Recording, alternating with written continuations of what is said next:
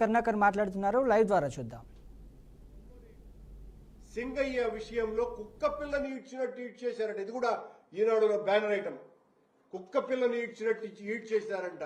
ఈయన గారి హయాంలో ఇంకా చెప్పుకోపోతే ఇంకా ఈనాడు రాయదు, ఆయన సమర్థించేటువంటి ఇతర పత్రికలు కూడా రాయు.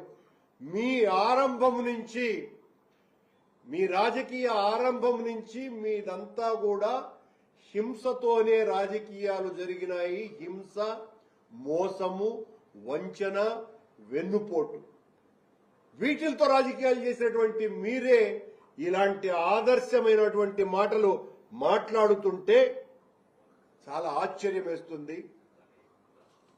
మా నాయకుడు జగన్మోహన్ రెడ్డి గారు 9వ తారీఖున బంగారుపాళ్యంలోకి వస్తున్నారు. మీరు చేస్తున్నటువంటి మోసాన్ని ఎండగడతారు.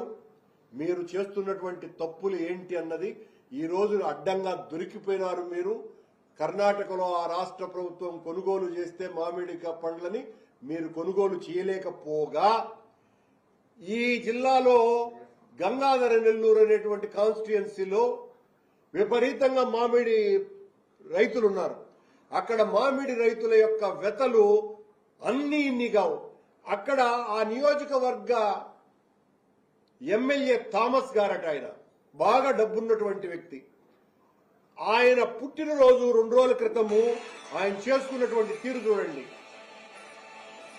పుట్టినరోజుకే కోట్లు ఖర్చు పెట్టున్నాడు ఆయన. ఆ పక్కనే రైతులు మేము ఇంకా ఆత్మహత్యలు చేసుకుంటాము అని వాళ్ళు పడుతున్నటువంటి బాధలని ఎవ్వరూ పట్టించుకోరు. ఇది పరిస్థితి.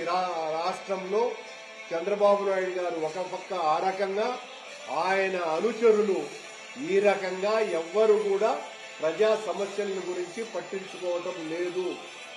దీని మీదనే, మీ అహంకారపు రాజకీయాల మీదనే, ప్రజలకు మీరు చేస్తున్నటువంటి మోసం మీదనే, ప్రజలను వంచి ద్రోహం చేస్తున్న మీ రాజకీయ వ్యవహారాల మీదనే పేదల పక్షాన నిలబడటానికి, మామిడి రైతుల వెతలని, వాళ్ల కన్నీళ్లను తుడవటానికి, వాళ్లకు భరోసా కల్పించటానికి మా నాయకుడు వైఎస్ జగన్మోహన్ రెడ్డి గారు 9వ తారీఖున మీ ప్రభుత్వం ఎన్ని ఆటంకాలు కలిగించాలని ప్రయత్నం చేసినా బంగారుపాళ్యం వచ్చి తీరుతారు అని తెలియజేస్తున్నారు.